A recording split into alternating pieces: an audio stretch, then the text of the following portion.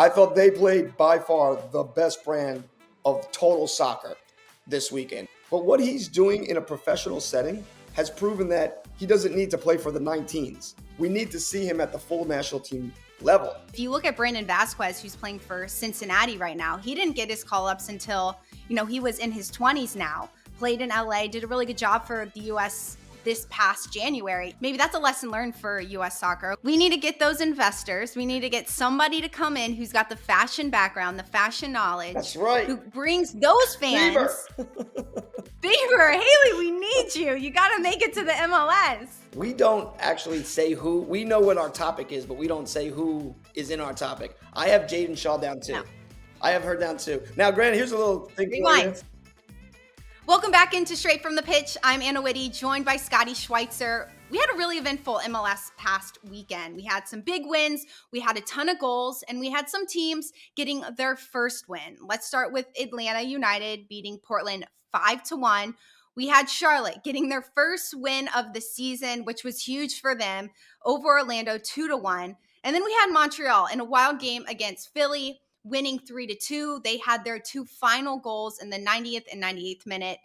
Scotty, we are now heading into the fifth weekend of soccer. Teams are starting to find their groove. But to you, who kind of has cemented their identity in this league? I think of the games that we've just mentioned here, Atlanta. They have a beautiful, free-flowing attacking style, and I think for them, the key to them is Almeida. Not just his ability, but he has that Argentine style. He's an Argentinian. He's a young 21-year-old, but he's an engine. He's a driving force, and because of his ability and his creativity, he gives confidence to the rest of that team, and they play within themselves, but with an air of confidence and almost cockiness on the field. And when I first watched the game, I was like, oh, this is going to be they're just going to be hot. Portland's going to be in trouble. But what it turns out is they're really good with their shape, and all the things that they do in Atlanta is on the aggressive side. They defend aggressively, they attack aggressively, and they really, really do a good job of reading each other, how they defend, how they attack. And when they get near goal, man, they can finish. This team can finish. They had probably three of the best goals all weekend and maybe of the season so far, with some great free kicks. When you got a free kick specialist like Almeida, man, you're in any game at any time, and you can really get the crowd behind you. But they also had some great interlinking play and third men running play and switching of the field play to get some really, really good goals. I think the fourth goal was their weakest goal, and it still was a great goal, just an individual effort of holding off the center back and just playing really well.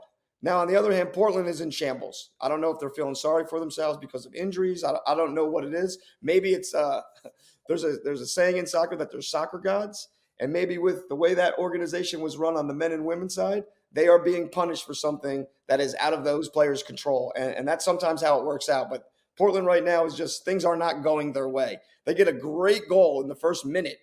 I mean, an unbelievable strike, which gets overturned by VAR on offsides on a player that is in an offside position, but he's a good 14, 15 yards from the goalie. I mean, if your goalie is going to be obstructed that far away, I say give him the goal. And that would have changed the dynamic of the game also. Then we have Charlotte getting their first win over Orlando. That was definitely necessary. They could not go 0-4 to start the season. So getting that win, having their fan base behind them as well, good for this team. Then we have St. Louis is on a completely different trajectory right now. They have won 4 of their first games. That is league history. They beat San Jose 3-0. St. Louis has won the most possession, the attacking third, this past weekend. So it just shows that this team is high pressing. They come out the gates flying. They want to win the ball in the attacking third. That gives them the better chance to score these goals. Do you think this is sustainable? That's been a question asked around. Can St. Louis continue to do what they're doing right now, win these types of games when they go on the road and when they're away from home? Oh, let me touch on St. Louis because they excite me the most. But don't let me forget about Charlotte, because that was a super important win, and their coach made some bold decisions to help them win. And I think we have to go back and just look at that real quick. But as far as St. Louis, when the season started, we talked about it. We both sat here. You can go back and look at the tapes. And we said, wow, this team, I like their high pressing. They're super organized. They came in with, this is what we need to do right now to win. They weren't playing the best brand of soccer. We both had admitted that. But we like that they fought for a common goal as a unit, as a team. They knew they were brand new, a brand new team, a brand new into the league, brand new players coming together. And one way you handle that is you get a defensive system and a style and you stick to it. And I think we even said it. We said, they got lucky, but we did admit that your hard work causes a lot of luck sometimes. And I guess that's been the stuff around the league. Oh, they've been getting lucky. They're just a lucky team. Well, I think this weekend, what has happened is in their time together, in their 4 games and then their preseason, and even before preseason, because a lot of them came in 6 months early to St. Louis to get used to each other and used to the coach and how they're going to play and what they're going to be about and what their identity and their culture is going to be. I thought they played by far the best brand of total soccer this weekend. Atlanta was high flying, exciting, beautiful to watch. St. Louis, man, they have brought in the right designated players, the right young group of guys, the type of players, the type of mentality that is going to help them win. The only thing that might not be sustainable is how hard they work. There has got to be some days off for players or maybe injuries coming. But as you look at this team, I'm going to go with their coach and sporting director has even thought this through. And they have guys on the bench that we haven't seen yet, or guys in the reserve team that we haven't seen yet, that are going to make an impact throughout this year. But their shape, their angles, their distances from each other, man, it was super fun to watch as a coach. It was super fun to watch as a fan. And then when I say the type of players, the second goal that Klaus scores, here is a number 9 Brazilian superstar that's come over from Europe to come in this league that some people would say is not as good as a league. And instead of coming over here and thinking who he is and how good he is, he fights and battles on that second goal. He tries a no-look pass. It's not successful. But then his energy and effort to get onto the end of that ball, it was like there was 4 guys around the ball for San Jose, and he was the first one to react after his own pass that was deflected. So, like, they have guys in here that they don't think who they are, they think who we can become. What's his name? Leuven, the center midfield. I think he's a phenomenal player sitting in the midfield. He kind of sits almost like he's a 10 that almost plays as a false 9. He sets the tone offensively, but he's almost like he shapes where they're going to defend. He's their identity on defense as far as we're going to keep it to this side. We're going to do this. I just think that Carnwell's got them. I mean, it's a fun team to watch. They really believe in who they are and what they're all about. And I think they proved it this weekend. You mentioned the designated players, and one thing that the coach has said, he's like, no, we have a designated team. And I love that. I love that he has the mindset that he needs to get behind every single player, and you see that in the team aspect. And it's so funny to watch, too, that these teams at this point anticipate St. Louis coming in high flying, high pressing, yet San Jose really couldn't build out of it. They couldn't figure out how to get out of their own back half, and that allowed St. Louis to win the ball, win it high, and of course convert on 3 goals. One player that we've mentioned before is a midfielder, Miguel Perez. He is now called up to the U19, his first U.S. youth call up. He will miss the next game for St. Louis against Salt Lake City. But he's a player who steps onto the field. He really dictates the game. He's a young player. Scotty, you had an opinion. You think maybe he should be called up to the full team? Why is that? I do. Well, one, he's playing really good. And he's not getting put into the game when the game is basically over just to get the feel of the speed of the game. He's getting put in the game to either finish the game off, control the defensive tempo, but he also covers a lot of ground, reads the game super well, clean on the ball. I think he could be cleaner. He's super young, so that's going to come. But as far as going to the 19s, and we talked about it, if St. Louis City played our U19 national team, they would destroy them. They would beat the 19s, and they would beat them bad. If they came into it like this is a game for points, this is a game for a World Cup berth, this is a real game where stuff was on the line, St. Louis would destroy this 19s team. Nothing against the 19s. They're young players. He's already playing at that level. So we know he better be able to play at the 19s. We are playing Grenada and El Salvador, teams that we should be able to beat handedly. Here's a young player that we could get a good look at. Can he understand and handle the pressure of the moment? Can he get used to playing with players in a weekend, in a week span of training? Is he that type of player? If he's not, then put him on the 19s. But what he's doing in a professional setting has proven that he doesn't need to play for the 19s. We need to see him at the full national team level. And then that ability, if he does have it, that puts pressure on the players that are in front of him in the lineup. Competition breeds excellence. Man City is not Man City because they only have 11 great players. They have 25 great players. They have 3 starting lineups. So everybody is working every day in practice to be a starter. That pressure, that competition, that breeds excellence. And I think if this kid gets into the national team fold, hey, this is something that will just help us grow and help him grow. And then we're getting, instead of 4 years of greatness out of a young player, we could be getting 8 years on the national team, 10 years on the national team. And that helps you set a culture, set a system. He'll be there. If he's there with Tyler Adams, that would be great. He could teach him. He could help him learn the game. He could help him learn the system. I think that's just something that we are failing at because we don't always play players that aren't known to everybody. Listen, I didn't know who this kid was until the league started, but he's caught my eye in 4 games. And I don't know how the national team, if they're doing their job, how their eyes haven't been open to this kid. The argument could be too, as you mentioned, the 4 games. Maybe they want to see him kind of among his peers, players his age. The other argument on that, and something I find kind of interesting, if you look at Brandon Vasquez, who's playing for Cincinnati right now, he didn't get his call-ups until, he was in his 20s now, played in LA, did a really good job for the US this past January. I think he was your kind of player to watch when we first started the podcast. Just his attitude and kind of his demeanor going into the season. I did want to watch him. And he's doing great at Cincinnati. He's helping them.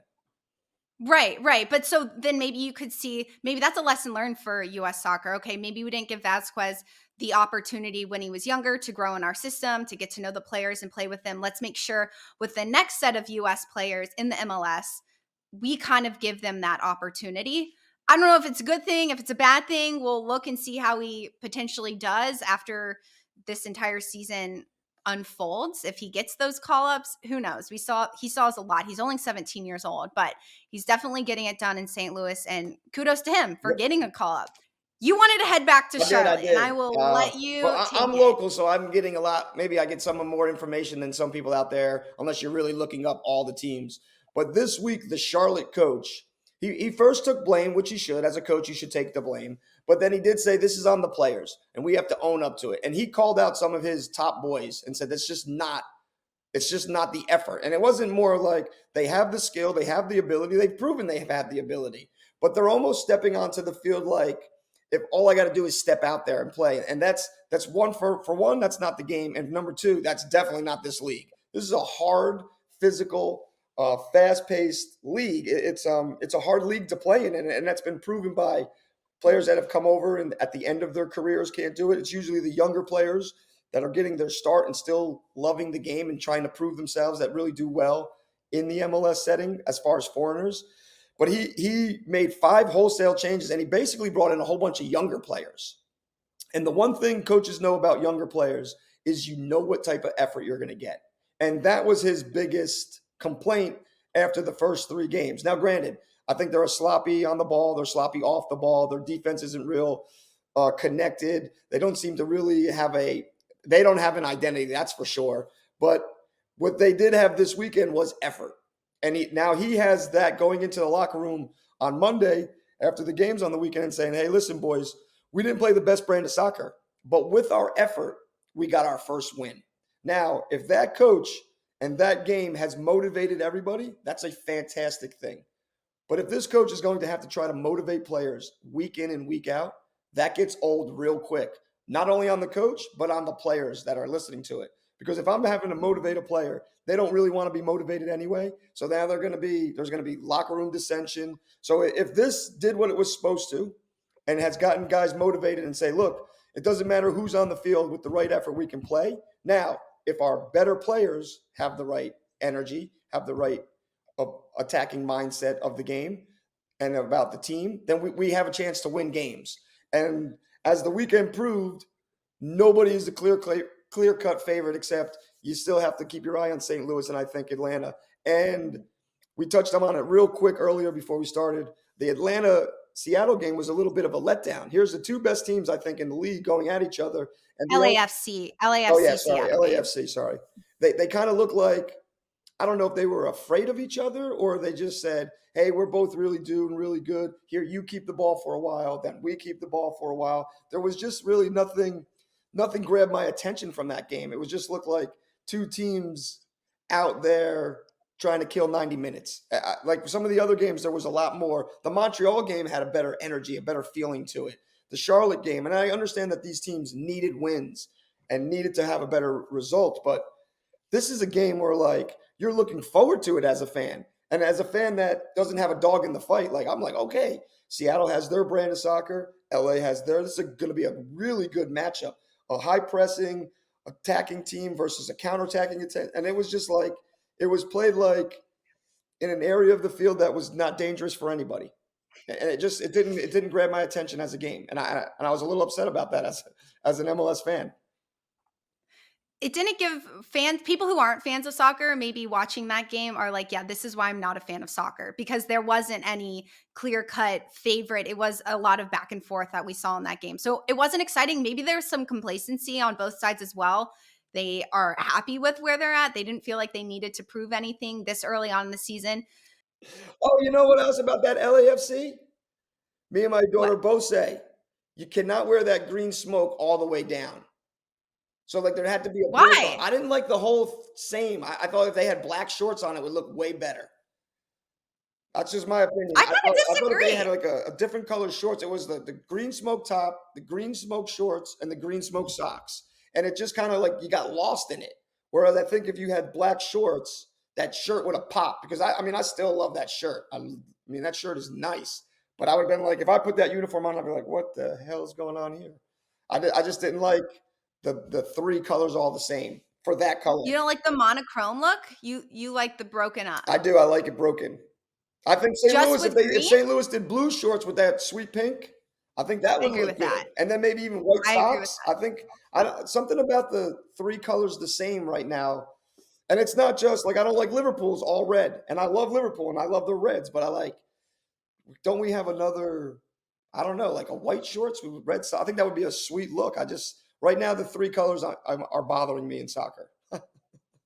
Okay, that's fair. I like all white. I like all Well, black. I certain kind of colors I like think you green. can get away with. All white and all black, I think you can get Right. away with it. They like PSG wore a sweet all white uniform in their Champions League, and it was pure class, like very French, very French. But like I like the all Right. black too. The all black, like I used to be that type of player. So if I got to wear all black, I was like, we're going to somebody's funeral, and it ain't gonna be ours. Yes. So like you got to get that motif in your head. Like if I walked out in all white, I was like, okay, we got to be classy today, real clean. Just like beat them with our class, and you wear all black. It's like, oh, it's a battle. It's a war. Different I agree. personalities I coming out agree. in my head. I like the all green. I mean, but I agree with you. I like the all black. I don't know. I think the all red I could get behind though if they could break that up. Not with yellow. They can't break it up with that yellow color. Correct, It correct. has to be Yeah, blue. it's certain And things just you'd have to play around with it. But like, I think that should be a job in the MLS, like checking the uniforms and looking at it and saying like, this is going to be like. I know as a player, my favorite uniform I played with was in Rochester. It was a yellow shirt, black shorts, and then either white or black socks. And the yellow was like a little piece in our actual logo because our colors were really green and white. But we had this little yellow writing, and we turned that into a shirt. And whenever I wore that uniform, I was like, it's going to be a good game. We're just going to be good. It was just a classy look to that uniform. And yellow's not like my favorite color, but it's just the way it made you feel as a player. And I think as a player, you want to look good. Also, you want to have your style. Some guys got their socks down. Some guys wear their socks above their knees. Some guys are wearing tight shorts. Some guys are baggy shorts. I think that's a huge person. Your personality goes with you out onto that field.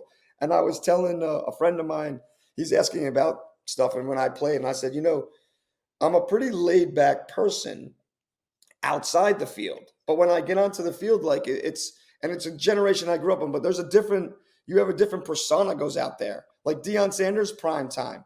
Like you're just different. When I stepped on the field, it was like whatever it takes to win, whatever it takes to win. Then off the field, I was a much more laid back, calm, mellow. And I was the same as a coach. So like when I coached, I was high intensity, really crazy. And then the game would end and we'd be at dinner with the team or whatever, and they'd be like, "Man, you're totally different on the other off the lines." And I was like, "Yeah, it's like something else takes over me when I get out there. It's like it's not Scott Schweitzer, it's whoever I thought I was as whatever my nickname was on a team or whatever. I was like, I was the enforcer, I was the mean guy, I was whatever it took to win. And then you're off the field, and you're like, giving people hugs and stuff." Well, I think that's a big point of the game that we have to, as players, as organizations, we have to look into. Like, I want Yeah. to play. Well, no, that's what I'm saying. We need to get those investors. We need to get somebody to come in who's got the fashion background, the fashion knowledge, That's right. who brings those fans. Beaver, Haley, we need you. You got to make it to the MLS. Hey, we are doing so much good on this podcast. Like, people need to start watching this crap. Yes, they do, and they need to listen. Yes, we're and killing it. honestly, Solving problems. Honestly, Scotty, solving problems. U.S. soccer, we have it. MLS, we have it. NWSL. You need fashion takes. We're here That's for right. you. In fact, we'll bring in the people as well. So MLS, they're doing good things though. Overall, good things. One thing that was released today, the other day, they announced that Arsenal will be the opponent for the All-Star game on July 19th in DC, where Wayne Rooney will coach the All-Star team. Arsenal is a team that the Americans are probably familiar with. If you've seen All or Nothing on Amazon, people know this team. They know the main characters. So that's a huge positive for people going to DC and watching this game. Right now, Arsenal, they sit at the top of the Premier League, and MLS All-Star has faced 7 Premier League teams, and they are 5-4. What do you think about Arsenal coming to the States in July? Well, I understand it as a business. I do. I understand that as a business. My brother should be happy. He's an Arsenal fan, and he's living his glory this year. Although at the beginning of every year at the Premier League, my brother sends me a text, and he's like, "Top of the table," because it's alphabetical. This year he's still sending it, though. He's still sending that stupid text to me. Anyway, but we have to remember, as a fan, I'm going to this game, and I like, oh, Arsenal, I can't wait to see my team play, blah, blah, blah, because we're going to get Arsenal fans, too, that are going to be there to watch. They're not just going to be watching our MLS All-Stars.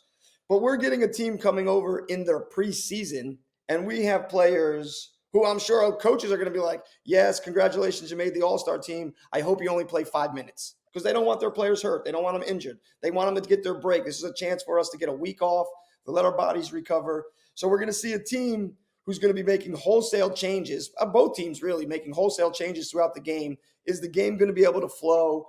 I mean, I don't think if we played an MLS team or an All-Star team even and put them into the EPL, that our record would be super great, especially like 9 games, 5-4. I just think part of the reason that happens is because they're here for fitness. They're here to sell their product as Arsenal. They're going to try to sell Arsenal gear, become more known in the States than they already are.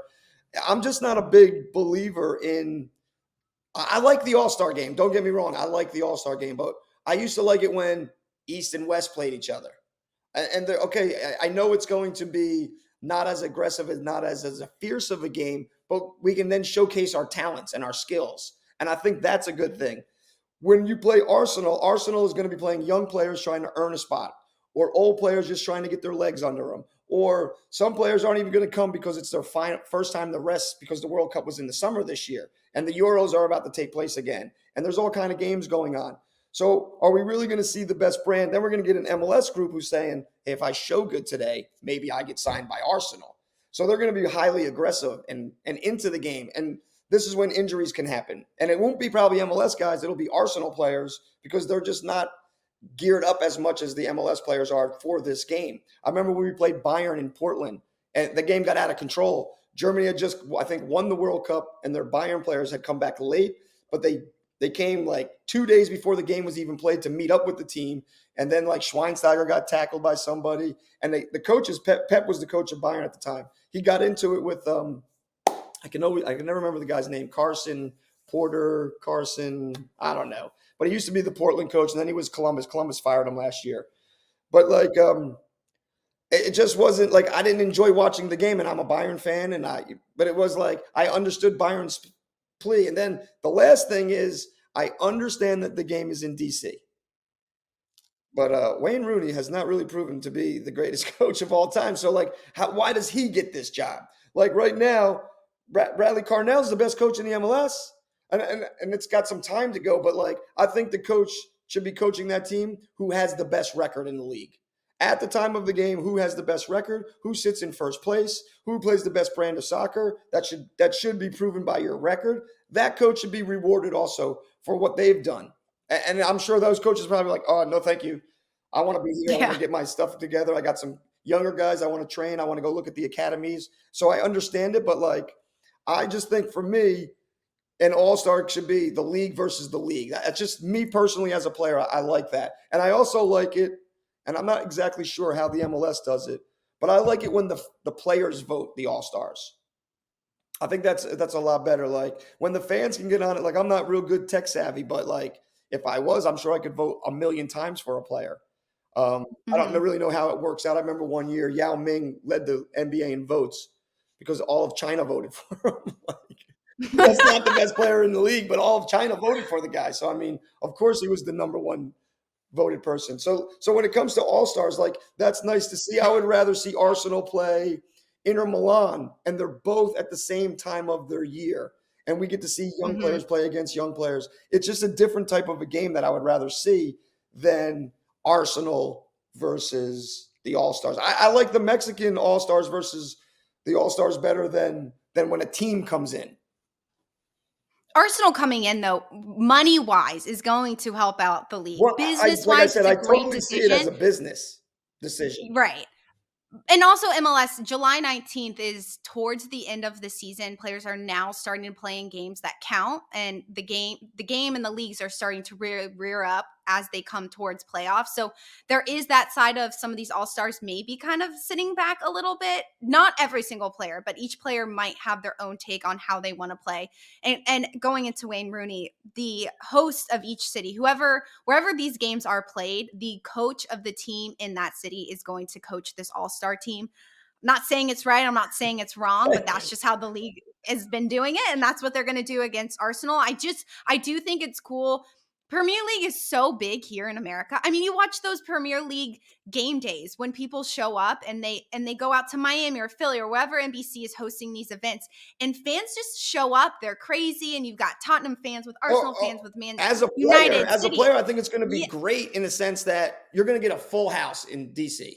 right, You're going to get a full right. house to You're play in front of. Now, they're all Arsenal fans probably for the most part, but right. I just, to me, and a lot of times when I make my thought process in my head, it's I was a player. I remember like now, granted, I only played against a team in an All Star game one time in my career. Like I didn't only make one All Star, but in one of my All Star games that I played, and we played the team in the league, and I got a red card. But like I was upset about it. I was like, we're playing a team. They all know each other. They're all buddies. And my buddy said to me, "You're probably the first player and only player to ever get a red card in an All Star game." So I have that.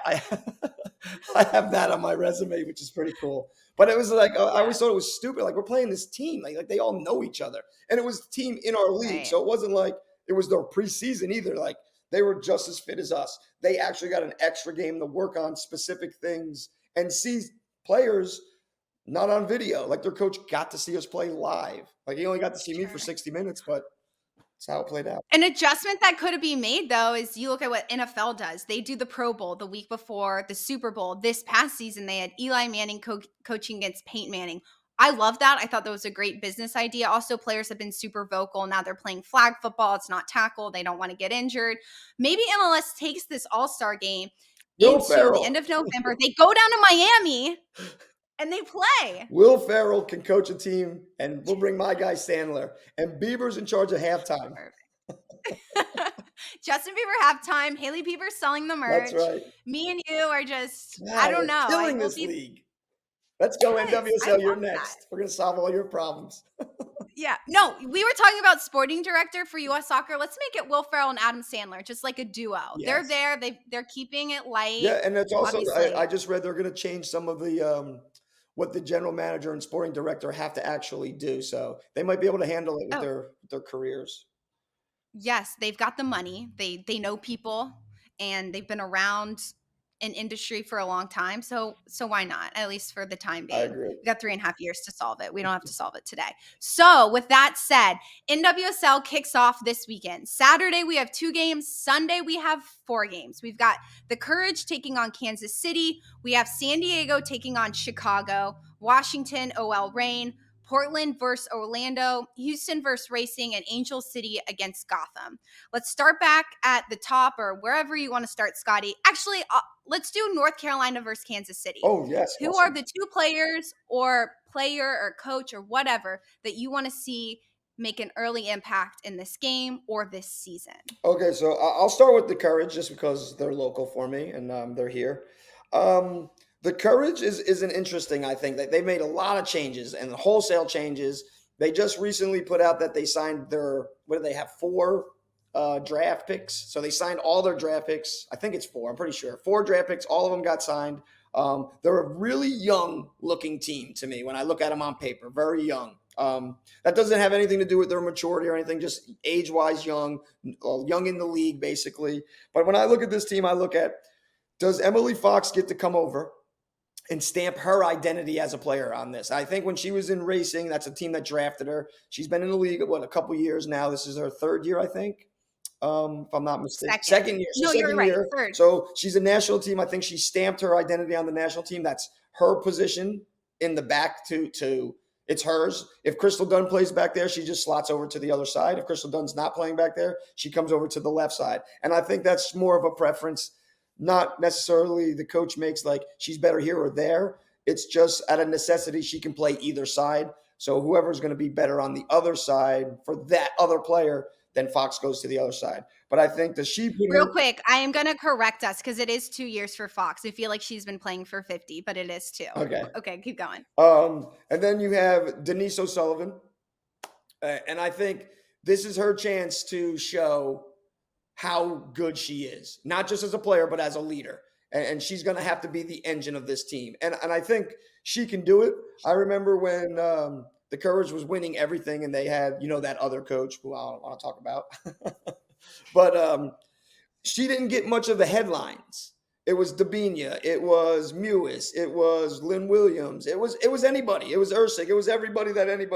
And O'Sullivan didn't get all the headlines. And even on that team, I said, that is the engine. She makes them tick. She makes them go. Just her work rate, her attitude, her knowledge of the game, her ability to do whatever it takes to win for the team. So I think that's going to be interesting. And the last thing, this now 100% is Sean Nahas's team.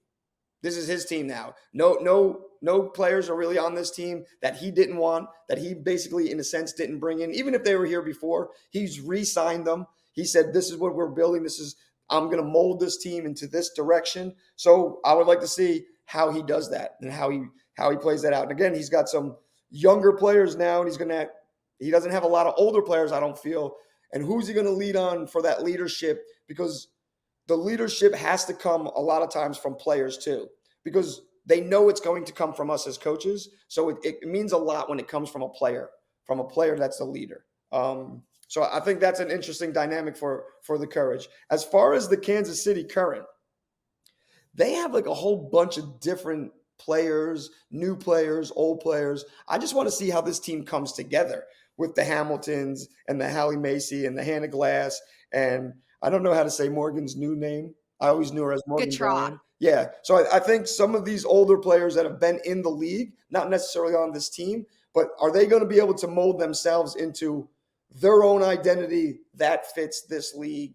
And are they going to be able to win with it? I think that's Kansas City's an interesting dynamic of, it's not a whole bunch of necessarily flashy players, pretty known players, but nothing flashy and nothing extreme. How do they all come together and mesh? I think that's, when I look at these two teams, that's what I see going into this season.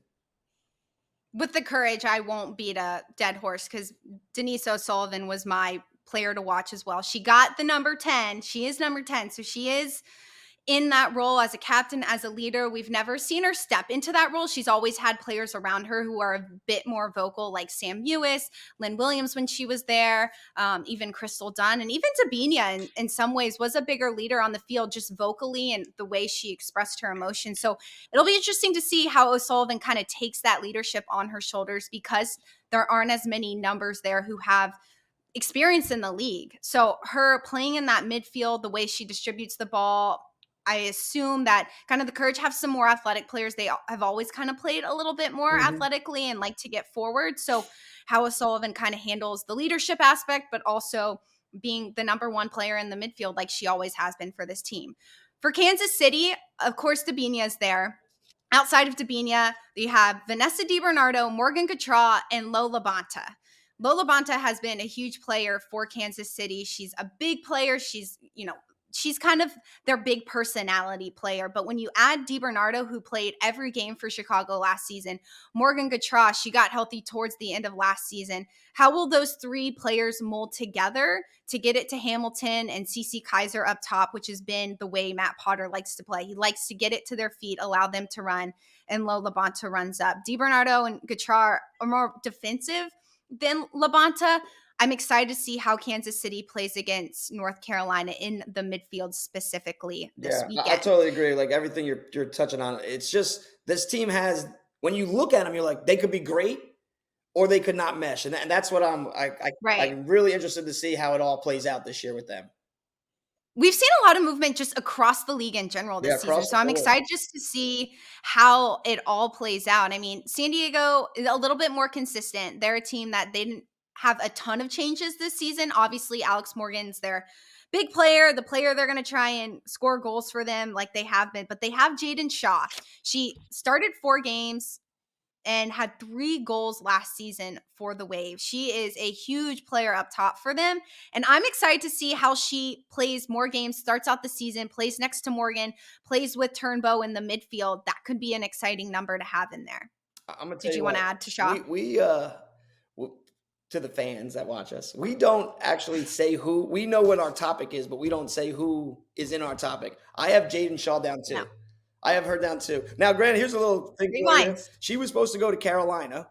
So when she came to Carolina, I guess I'm well enough known in the area that I do individual trainings. And they reached out to me and asked if while she was here for her trip, if before, I don't know what she was here for, camps or whatever, but if she could come on certain weird hours and I would train her individually. And I was blown away, not only how athletically gifted this player was, but how intense her drive was to get better. So, like, sometimes you train a player who thinks they're the greatest, and they are great, and they think they've already made it to the mountaintop. This girl was a sponge for any bits of information and knowledge that I could throw her way. And when I do an individual training with any player, but especially a player of this talent and caliber, man, I love watching body mechanics and watching them move. So, like, we were working on her understanding better movements of her own things that she did. And I loved training her. I think I trained her 3 times, 4 times in the week, like 4 different hour, 15 hour and a half sessions.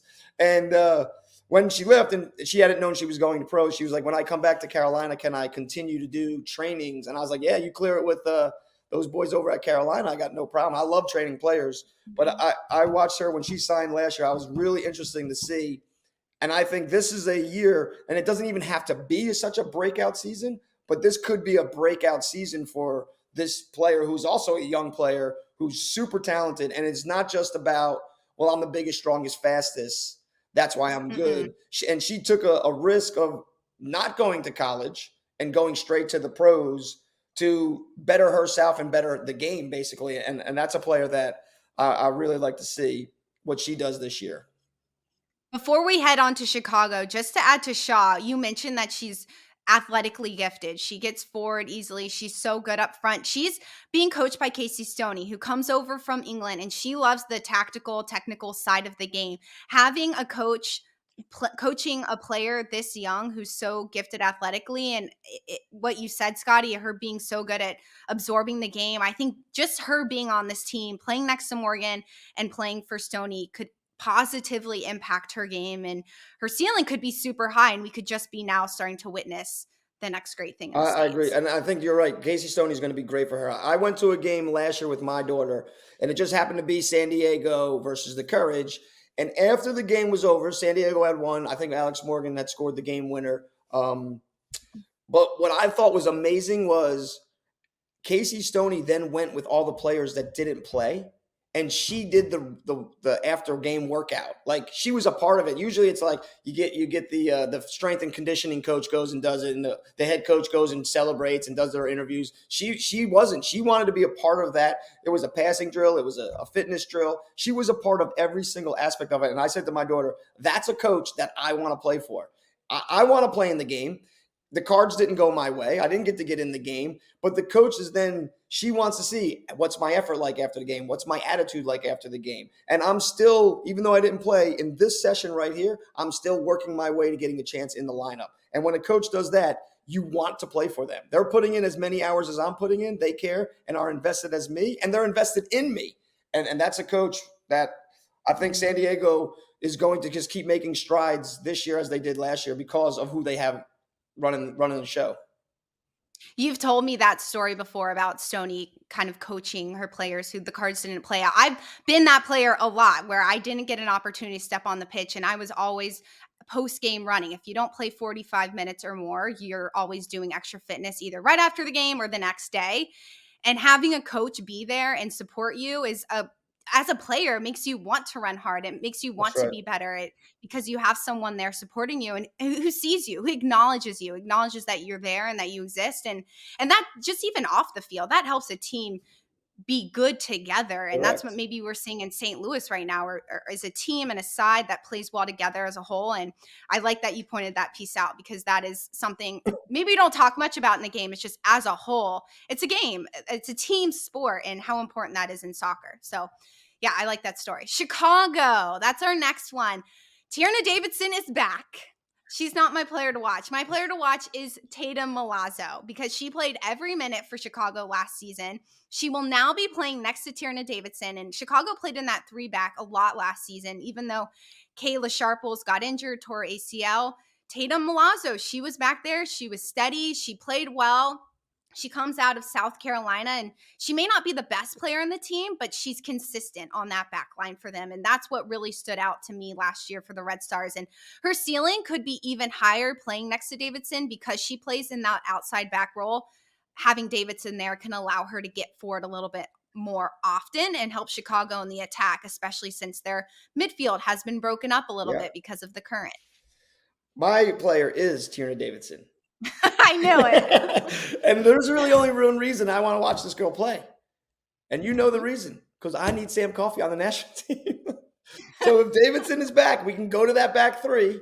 I can make all kinds of adjustments in my lineup for the national team, and I get Coffey on. No, but I do honestly. I've always been a fan of Tierna Davidson. It's hard to come back from an injury. It's hard physically to come back from an injury. It's hard mentally to come back from an injury. And I think she's a talented player. I like the way she plays center back. I like the way she commands the game. And you see it a lot when she plays and was in her prime. She was dictating a lot of the flow of the game, whether through her defending or through her ability to start plays from the back. So she is definitely, for me, Chicago. I really want to see this, because I think, even though it is for the NWSL season, Tierna Davidson changes the outlook of the United States national team. And that's a big thing that we as a federation need. We need her to be at her best, because it gives us a lot of different opportunities and a lot of different things we can do, because we can take more risk. And I think when you take risk, especially in soccer, you can get big rewards. And that's one of the reasons I do want to see her come back from this injury. I do want to see her play. The Red Stars have always been a really good team that's always been fighting for spots in the playoffs. A team that we've come to know as high quality, a winning side, a winning tradition. So I think she's going to be key to them continuing that legacy. Chicago's always had a good back line, and they'll be even better this season because of her. So heading into Washington, OL Reign, if you are based in Seattle or you want to fly out to Seattle to watch the game this weekend, I'll be calling it. So This is one that I've had my eyes on all week. Washington, OL Reign, who are your players to watch for Washington? So Washington's another one of those teams that to me is like the courage in a sense. Like, I really want to see how Parsons takes this team and makes it his. He's a great coach. He's shown that. He's shown that on the national team level. He's shown that at Portland. Then I have these players. You have the Rodman, the Sanchez, the Sullivans, the Hatches. These players are, in my opinion, maybe Sanchez is more clear-cut than any of them. But these girls are fighting for national team spots too. So they're going to be trying out during the year also. And that's sometimes a tough little thing to have in the back of your mind. Not only am I playing for my team to win games and be good in the league, but I'm in consideration for a national team spot. So I think I like to see how they interact in that environment and then with each other. But I like to see this Dorian Bailey. I really think I saw her play here at Carolina. I think she has a lot of really good qualities. And I think so far in her career, she's played in the shadow of these national team players. And again, I'm not at the Spirit, I'm not there. So I don't know the locker room and how the coaches were handling things and who has leadership roles. But I think this is a player that can really put a stamp on who she is and going to be in this league. And this is the year for her to do that. And then the last one is just I like to see this Chloe Ricketts. I want to see what all the hype's about. I really do want to see what the hype's about with her. Ashley Hatch is my player to watch for Washington for the same reasons. There are a lot of players on this Washington Spirit team who have that national team experience, especially since it's a World Cup year. Hatch had 9 goals last season for the Spirit. She links up well with Sanchez and Rodman. That could sway Vlatko in some ways to take her because of her experience with some of these players that he also might take from the midfield. Hatch is definitely one of those line players. What do you call those players who kind of sit on the middle? What's the like They toe the line of which way they're going to go. total But she line of also yes toes or the line no? when she plays. Like she is a really good goal Right. scorer. She's a great goal scorer. She is. And she could be there, but she couldn't. And I think Hatch knows. She does know that this is a huge season for her, and the next few months will certainly dictate if she makes it to Australia/New Zealand or not. She's my player to watch there for OL Reign. The midfield doesn't change much. You got Rose Lavelle, you got Jess Fishlock, you got Quinn in there. So that'll be pretty consistent. We know what Laura Harvey likes to do with them, but I think my player to watch is Elise Bennett. She 21 appearances, 3 goals, 2 assists for Kansas City. She gets traded. Not sure if that's a good thing for OL Reign, a good thing for Kansas City. We'll find out this season, but she's fast, she's athletic. She doesn't hog the balls of forward. She's selfless, and that's how OL Reign likes to play, is with a lot of different players kind of running around. She's kind of my next player to watch for them. So for me, of course, as you go into a season, you have superstars you want to watch them play. So I want to see Rose Lavelle. I just want to see. I think this is a time in her age where she should be at the prime, and she should be able to win games for that team on her own. And I think that's the next phase of her career. But for real, for one player I really like to see is this, and I always mess up her name, Jordan Hutima maybe. She's the Canadian girl. The first time I saw Jordan Huitema. How do you say it? Jordan Huitema. Huitema. She was like a 17-year-old, got called up for the Canadian national team when the men's coach for the Canada was the women's coach, and he had just changed the way Canada played, and everything was on the up in Canada, and they played a real good brand of soccer. And she was a 17 because he was bringing in young players, and I was like, wow, this player, something about the way this player plays. She's very cerebral in her movements and her playing and her skill, technical. So I'd like to see her. Can she handle the pace and the dynamic athleticism of the NWSL? I think she was at Lyon maybe for a while, and she did pretty well there. But I'd like to see her, like, can she be a force up top, which at all indications when she was 17 is that's where she was going. And, sometimes it's fun to watch a player like a Freddie Adu. Like, nobody even knows where Freddie Adu is anymore. But this was a player that was touted as the next great, not just next great American, the next great. And then their path makes them go and they fizzle out because, I don't know, they couldn't handle the pressure. They were more hyped than they should have been. But this is a player that I enjoyed watching her play when she was younger. And now that she's back in the league, and I don't know if this is her second year back, but this is when I come across this player, I always like to watch her. I like her play for Canada. She does some things. She's had some really good games, and she has some games where she's been ineffective. And that's, she needs to know now that we're not going to talk about her like, well, she's a young player. Like, no, that you're a player now. You have to make the jump. So that's a player I'll be watching this year for OL Reign. Bennett could give Huitema a run for her money. One thing I noticed last year is Huitema kind of got a little lazy sometimes. When she was tired, she would stop running. But when she's good, she's really good. So I think our 2 players to watch could be fighting for those positions, especially once we get into, May, June, middle of the season. That Huitema, she sometimes, instead of going towards the simple thing and the work, she tries to play just on pure smartness and technical, and sometimes she just gets the game just gets away from her when she does it. So it will be interesting to watch, especially if you got someone pushing her. What does that do to her? How does that make her change her game, her training methods? What does that do for her? It might be just something that they both work really well together and they both have great seasons. That'll be interesting. They could end up playing Haitama and Bennett could be playing up top together. We will see what Harvey decides. Portland against Orlando. No Janine Becky this season. She tore her ACL, so that will be a huge out for this Portland side. The player to watch for me isn't a player. It's their former assistant, Mike Norris, who was named the head coach for the Thorns this season.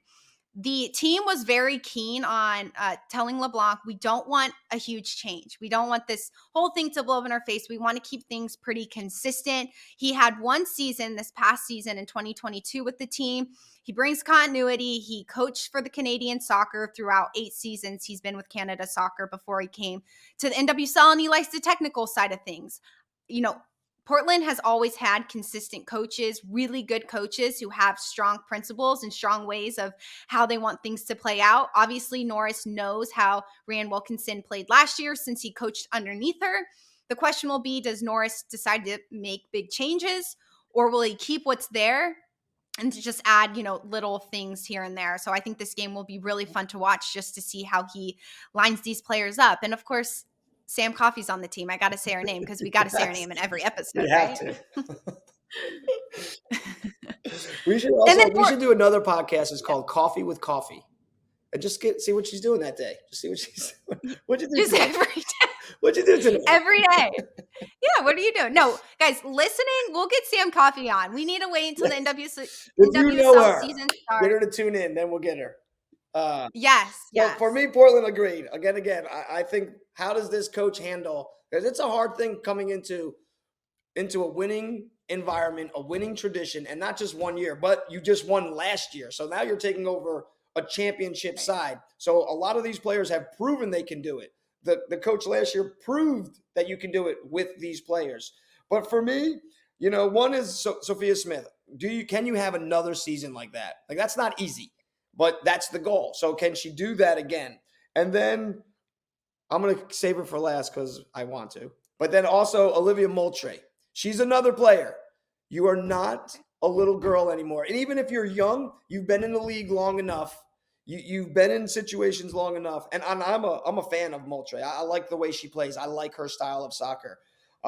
She's been getting good minutes. She's been proving herself, it seems like, every time I watch her play. But can she now take the next step where someone's trying to bump her out of the starting lineup instead of her trying to bump somebody out of the starting lineup?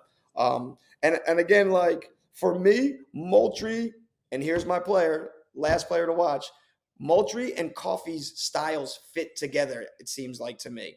So they can help each other be better. Like, Coffey can do things that Moultrie can't and can make up for things that Moultrie can't. But Moultrie can see the game and is an offensive player, an offensive minding, something that we don't always see in the game.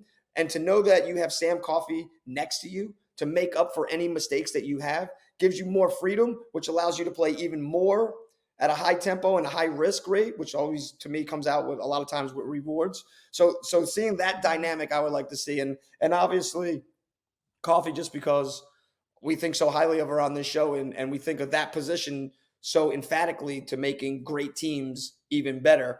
Those are the 3 players in Portland. And again, I don't see anything going wrong for Portland, except, like you commented last week, those are the worst uniforms I've ever seen.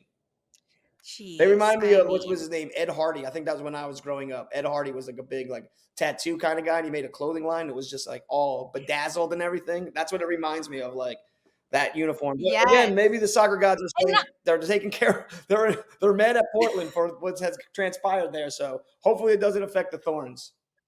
Yeah, I mean, not that tattoos are not a bad thing. It's just the way they did it is just a bad thing. Correct. That's what I'm trying to say. Almost look like, I like tattoos that look like they're good, but they flow. These are just like those fake tattoos that I bought. Like, they're just your henna tattoo. Yeah, put the sponge on it, peel it off, and then, like, in a couple days, it's all shattered and whatever. It looks terrible.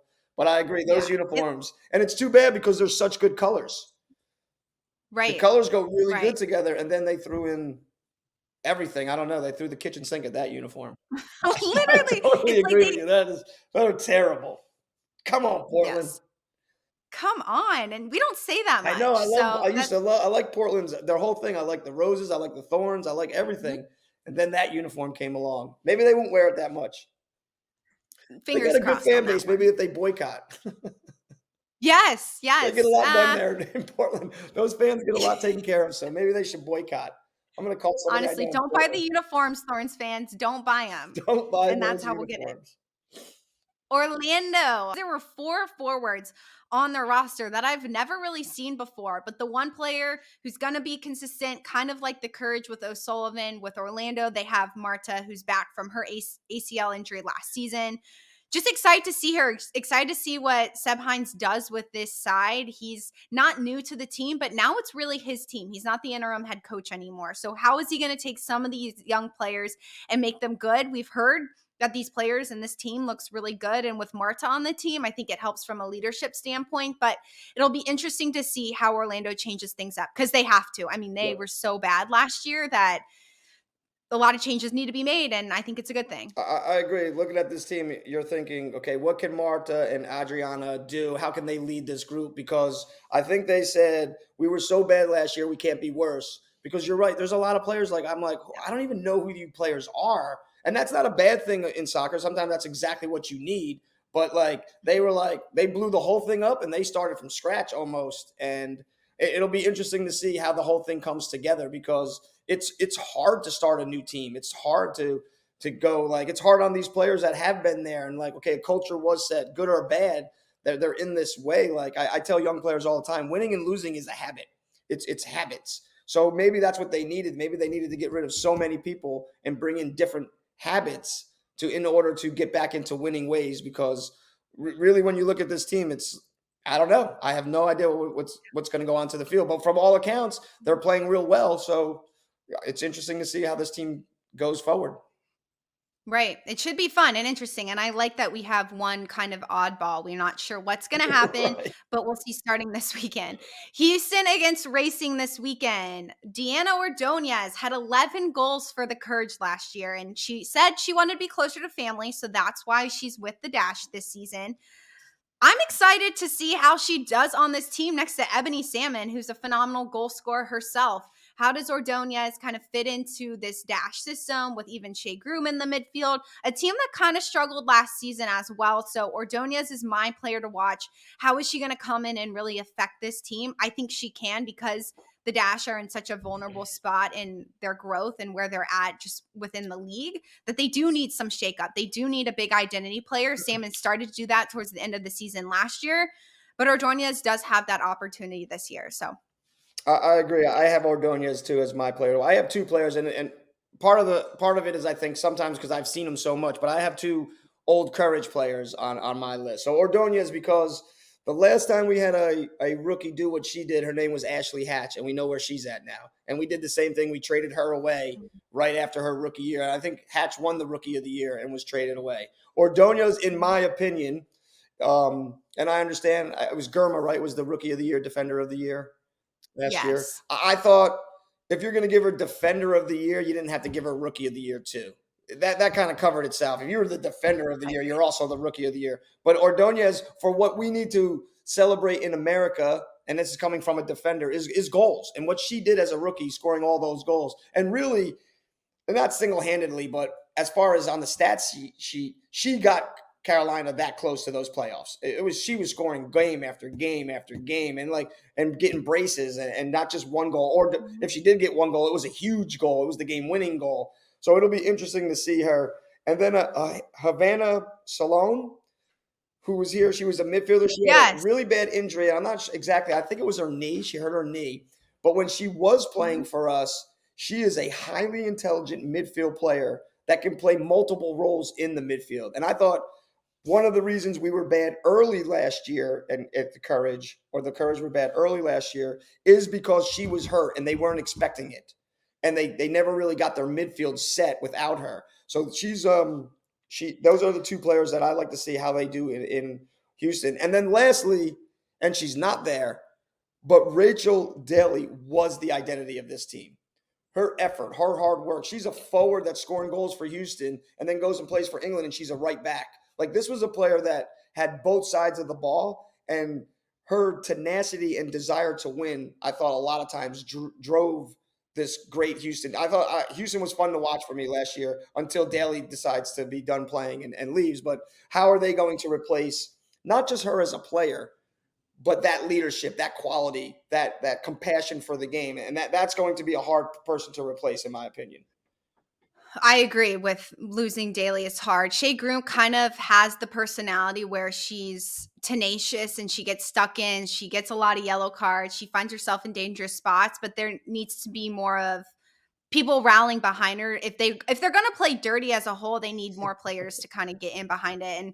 And Daly played that false nine role, and it'll be interesting to see how the coaching staff kind of changes it to if they do decide to play two up top with Salmon and Ordonez. If they don't, how they trying to change up the formation as a whole will be fun to watch. On the racing side, they made some changes to the back line. Obviously, they don't have Fox, and they bring in Urseg and Carson Pickett, which is a good thing. But what they really needed to change at Louisville that they didn't was the attack. They only had 23 goals last season, and they were tied with Angel City, and Pride and Gotham were the only two teams behind them when it came to that. And Nadia Nadim is still injured with her ACL. So it'll be interesting to see how they score goals, how they kind of fix the attack this season. That was the biggest thing that their coach harped on, and doesn't look like there's a lot of names on the roster that could help them if they want to completely change and bring in new players. So my player to watch was Wang Shuang.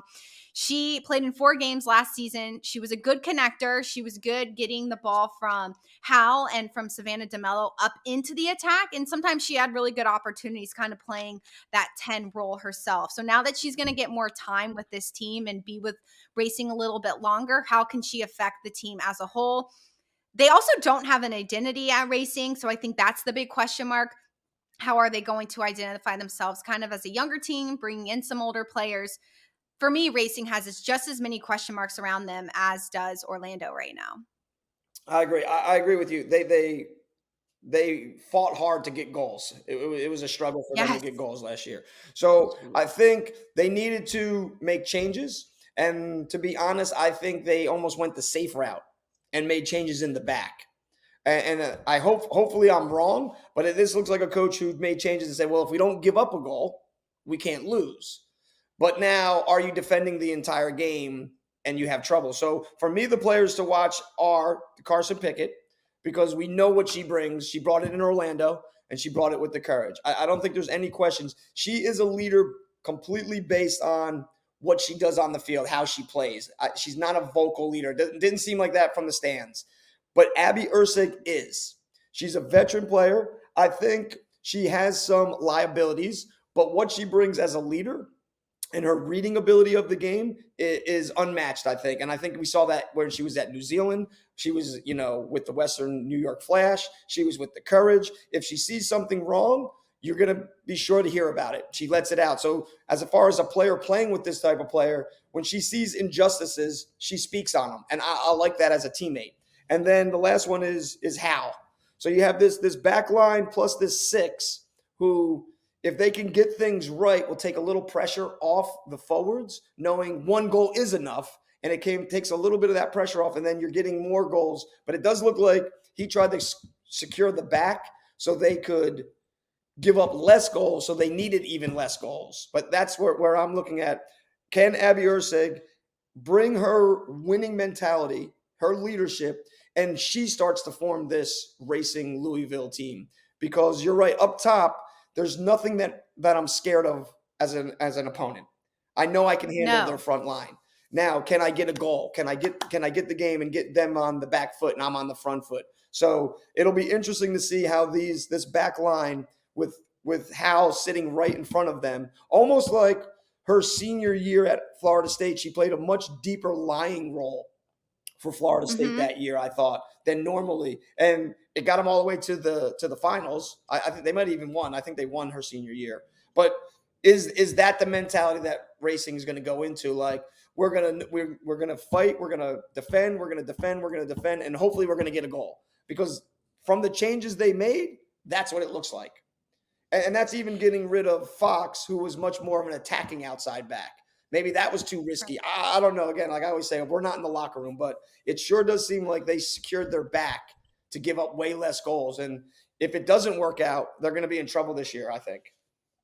Coach Bjorkegren last year was huge on their defensive principles to start. He wanted them to get that down. So I could see, like you're saying, they wanted to get that backline solid. I think Urseg and Hal, that partnership is huge for Hal's development. And the other thing Bjorkegren was big on was getting Hal pushed up a little bit further. She was so comfortable sitting back. You triggered my memory when you said she did sit a little bit further back at Florida State. Now we saw her at Racing being more comfortable, more in an 8 role. So maybe with DeMello and Urseg and how kind of through the middle of the field could help the attack. And then you got Wang Shuang up top, Jess McDonald, who's quick, but in my opinion, not the best goal scorer for this team. No, That's what we need. McDonald needs 100 shots to score one. She usually gets around 90. So, you're hit or miss if she gets that one goal, but she does, man, does she need chances? I remember her playing here in North Carolina, and I was like, man, if we had a better quality goal scorer, a finisher, if we had Hatch still, they would have been winning like 6-7-0 because Hatch gets one chance and puts it in the back of the net. Whereas McDonald, and I don't mean like, there's sometimes where you're fighting two players and you just get knocked off the ball and you miss. I mean, she's getting clear on the doorstep chances and misses. And it's like, it got to a point where, like, if I was watching the game, I wasn't surprised by the miss. I was more surprised when the ball went in the back of the net. And again, you don't ever want to really rip a player apart too much. But yeah, I think, like, I understand if you're getting chances, they're not. But every time she misses, gives a little bit of energy to the other team that they're still in the game. Headed to Angel City and Gotham. We have Angel City bringing on Alyssa Thompson. She had a sick goal against Club America the other week. She dribbled through 3 or 4 different defenders. Granted, it is Club America, but they're the best club in Liga MX. So her ability to get forward, to dribble with the ball at her feet, she's so good with the ball at her feet, and she's quick, and she can finish goals. That's, like I said in the last one, Angel City was tied with Racing Louisville, 23 goals. They need a goal scorer this season. Angel City did it right, bringing in a young player and Alyssa Thompson, who's from Los Angeles. She's comfortable there. She's where her family is. And she's so young. This is a good place for her to be. And just how Angel City supports their players. They've got a huge fan base, and I think she'll be really successful in this club. And I'm just going to be quick into Gotham real quick, and then we'll get your take, Scotty. I say Yasmin Ryan because she's never played in a system that isn't Portland, and she's so good in Portland's system, stepping in when they really needed her, both attacking and defensively. I'm excited to see how she steps into Gotham, who doesn't have an identity yet because they were not good at all last year. How is she maybe not going to be a starter, but it is a World Cup year, so she is going to get a lot of minutes. How is she going to adjust and fit into this Gotham system? My second player to watch for Gotham is Eli Manning. He's an owner now. He's a part owner in Gotham. He did this pregame show with Ashlyn Harris earlier this week. I want to see him more involved in Gotham. He's got a huge personality. He's funny. People love to watch him. It's good for the league if his face is in front for Gotham. He's somebody I actually physically want to see a lot more this year. Awesome. Okay, with Angel City, I agree. Alyssa Thompson, and I don't care if she was playing against a high school team. Her movements and her smoothness and her technique, you don't always have to see against who you're playing against. You just have to see what they did. And again, now they're playing against a better team, a better side. So, yeah, I'm really interested to see this girl. And again, Alyssa Thompson, certain players have to realize, and it's funny because I think it's might be Spider-Man. With great whatever comes great responsibility. But like some of these younger players have to understand that. So we have Sophia Smith, we have Alyssa Thompson, we have Jalen she's one of our players. Jalen Howe. So like we have these young players who are being touted as greatness, but we have them all at once all of a sudden. Like when Mal Pugh was coming up, it was just Mal Pugh. We have all these players, Sanchez, all these young players. They're the next generation. They need to drive each other.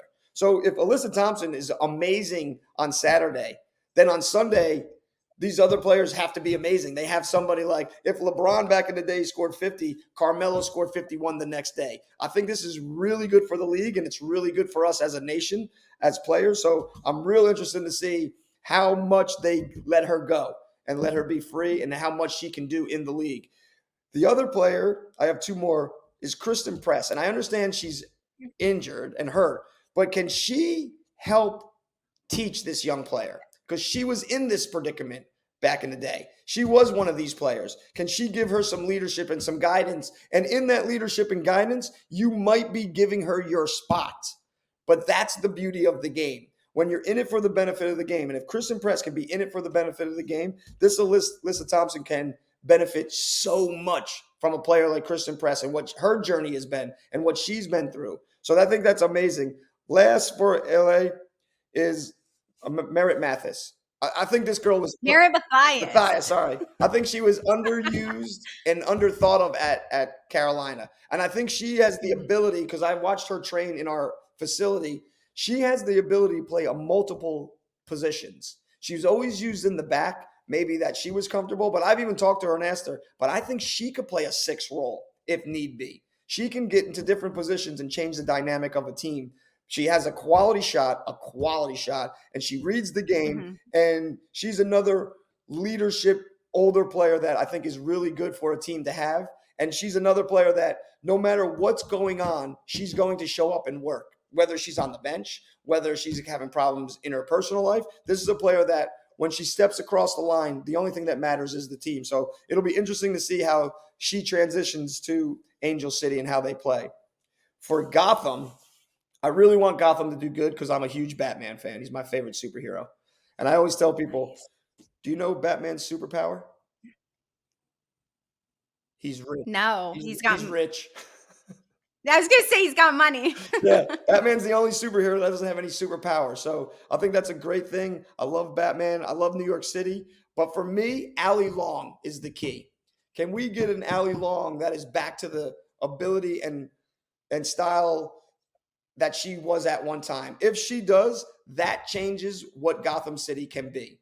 It changes how players can play. It gives you a player that can play in a back 3. It gives you a player that can play the 6 role. It gives you a player that can be an 8. It changes how Zerboni can play. It changes how the outside backs can play. It'll change the complete dynamic of this team if Allie Long is the player she used to be. So I think she changes what Christy Mewis can do on the field and how we can use Christy Mewis. So I think Allie Long is going to be a key factor to what Gotham can be this year. If they don't get it right, I think they're going to be set in certain ways, and they're going to have to almost we hope this works. And if it doesn't work, we're going to have to just battle and battle and battle. But if you have Allie Long, I think you're going to be able to make a whole bunch of different changes week in and week out based on where you can put her on the field, which gives other players the ability to express themselves a little bit more. The other thing is I like what they're doing with, and I can never say her last name, with Yale, the GM. I think that's a huge signing for a GM to take over this team and to know the league, to what she's gone through, to where she's been, to how hard she works, to how much she loves the game. I think that's a huge signing. And once she took over, she changed a little bit of the thought process of how Gotham was. A few years ago when they were still what were they before Gotham? Sky Blue. Sky Blue. Their coach got fired, and a player that I had trained with was there and said, you should put your name in. So I did, and they interviewed me. And the interview process, I told my wife, I don't think this is a club I want to play for. Like, it was so Mickey Mouse's. It was so like I ended up asking more questions than they were asking me. Now, granted, I didn't get the job. Maybe they knew right away, but I just thought like they don't really know what they're doing and how they're putting the pieces together. They're just hiring people that have been in the game or in the game around that area so that people recognize them. I didn't think they had a real clear-cut path of what they wanted. But since they've gotten Yao as the GM, they've made some changes. They've done some things. They're signing different players. They're going to set an identity of who they want to be and what they want to be about and what their character is. And I think they're going to be an interesting team to watch this year going forward. I agree with Allie Long. She was missed. That is an understatement last season. And I do challenge you a little bit on Merritt Mathias, but we have completely run out of time, Scotty, because I'll be editing this show until 3 a.m. tonight. Sorry. So we will watch Merritt Mathias this weekend, and we'll definitely circle back because that is something I want to definitely talk more about. So Yellow, before we go, the Yellow segment, Yellow Penny Award, excuse me. Scotty, I'll go first this time. I'm going with Purdue losing to a 16th seed, a number 1 seed. I should have seen it coming. They've been so bad in the NCAA tournament the last 3 years. I had them in my Final Four. I actually think I had them losing to Alabama. So I'm still in it, quote unquote, but I am at the bottom of my bracket. So bummed about Purdue. So yeah, that is 100% my Yellow Penny, and I'm sure everyone watching completely agrees with I me. agree. I might even just give it to Painter because how does your biggest guy, 7'7", shoot Golly. the ball one shot? He took one shot in the last 12 minutes. I mean, I'm not a basketball guy, but I know I just throw it to him. Just lob it up to him. I know, and like the other players, what number 3? I forget his name, but he has been so hot towards the end of the season. Then he got really cold when it came to 3-point shooting. They were terrible when it came to 3-point shooting Yeah. towards the end of the game. So why are you giving it to those players to And they're shoot it? freshmen. Beyond. He's a And they're freshman. freshmen. Yep. And this was their year, man. This was their year. And then it's like the Big Ten's year. I'm here for the Big Ten. We need to step it up when it comes to hoops. And that just wasn't it. And Farley Dickerson goes on to lose it to FAU, but then I was kind of cheering for them. So Right. I don't know, that's disappointing. Yeah.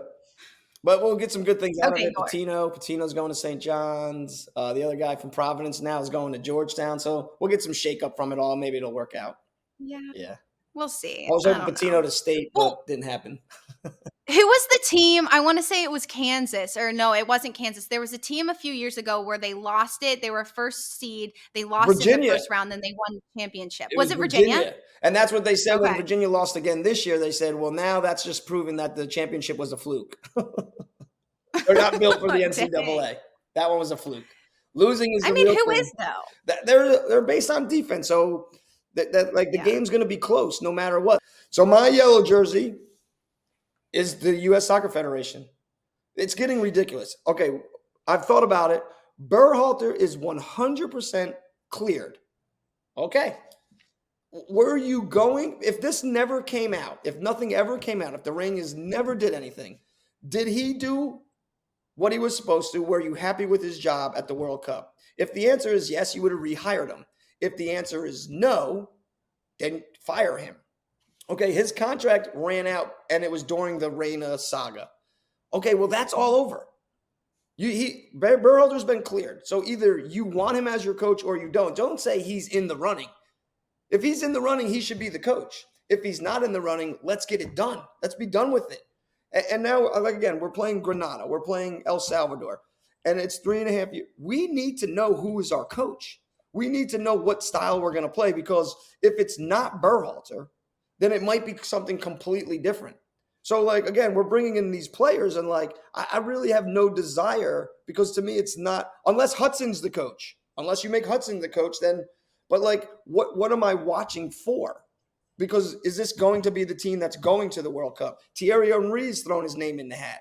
Patrick Vieira's just been – and again, Thierry Henry, maybe he will be a good coach. He was terrible in Montreal, and he didn't do good at Monaco. Okay, early days, early years in his coaching career, learning the process, getting to know it. He still knows the game. He knows MLS. Patrick Vieira was an NYFC coach. He knows the MLS. He's lived in America. Patrick Vieira knows the game also. But there's people out there, I think, like, we don't have any clear-cut direction. This is the federation.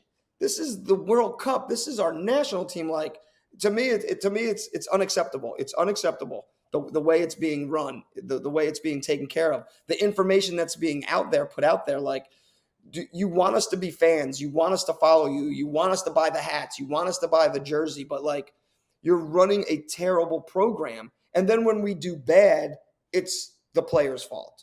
It's the coach's fault. Well, give them a fighting chance.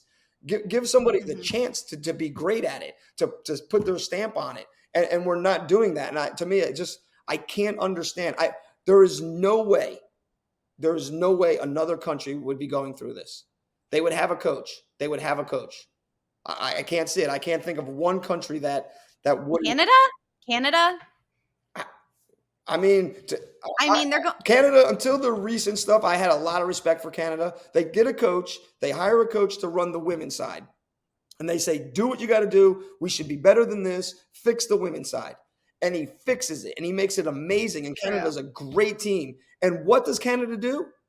They hire the best person for the job for the men's team. And they steal them from the women's team. Like they said, it doesn't matter that he coaches women and he's men. This is the best coach. If we want our men's team to be better, we're going to take them and make them our men's coach. They didn't go out and look. They took care of their business. So to me, like, we're on months upon months now that we have nothing except the president, which, again, I just read the article, and there's no way the USSF president should be a volunteer job. And the more I think about it, I come up with little scenarios in my head. If my house was burning down, would I want the volunteer fire department coming or the real fire department coming? Like, I know who I want. This is their job. And we can say, like, well, she puts in just as many hours, blah, blah. There's no way she can put in as many hours. She's got to have a real job to make money to take care of her family. She has to. Mm-hmm. 2 years ago, Cindy Cohen, Parlo Cohen was a U19 ECNL coach at NCFC here in North Carolina. How is that even possible? And that's on both sides. If that was my daughter, how can she be the coach of my U19? She's got this federation to run. She can't be giving full energy to my player, which is what I'm asking for. That's why I'm in club soccer. I want growth as an individual. I want growth as a player. I want growth as a teammate. But you also have this job. Okay, then if she's doing this job, and she's also doing this job, I don't see how that works, how that's going to be good. And you can say, well, it's work.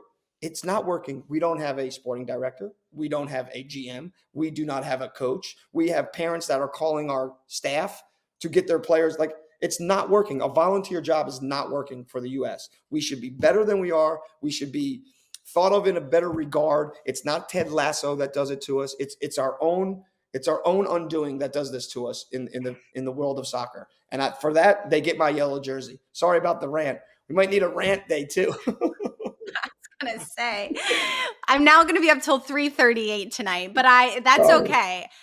What we took from this is fans. Ted Lasso. You can't take Ted Lasso that serious. They're not that serious. It's not a real Listen, Ted Lasso is great. I don't know what people are watching. The other day when he said about the 4-4-2, Roy Kent, that we're going to play a 4-4-2 because they've been playing it their whole lives. And in a 4-4-2, you know exactly where you're supposed to be and exactly every single second of the game. That's totally my philosophy on 4-4-2. Young players need to start with the 4-4-2. It's set up to teach you the game.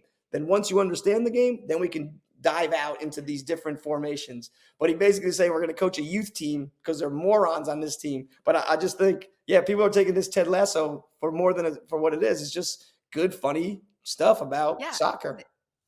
Giving it too much credit.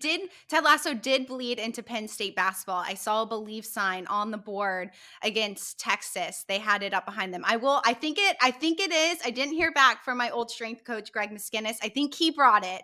And then Coach Shrewsbury kind of kept it going. Don't quote me. That's not like legit report here. Allegedly, I'm going to say, everyone. But yes. So Jesse Marsh was in the Princeton stands for their first win. What'd you say? Jesse Marsh was in the stands for the Princeton win. They got him on clips on him going crazy when Princeton won. Oh, did they? Yeah. It's awesome. It's so funny. And the Ted Lasso boys have been making their rounds in the MLS. They've been at a whole bunch of games. Yeah, I mean, obviously we love Ted Lasso here. It's great, but it can't be bled into what we take seriously as well. It has to be kind of like kept at like what you're supposed to take it at. Right. I don't even know what the saying I'm trying to say is, but yes, we'll see how everything plays out. Again, we still have 3.5 years until the 2026 World Cup. We have a few months between the Women's World Cup this summer. We've got some great soccer on both the NWSL and MLS side this weekend. We'll be watching it all. As always, follow us on Instagram, Twitter at SFTP Pod, and on YouTube. And we will see you back here next Wednesday. Have a great week.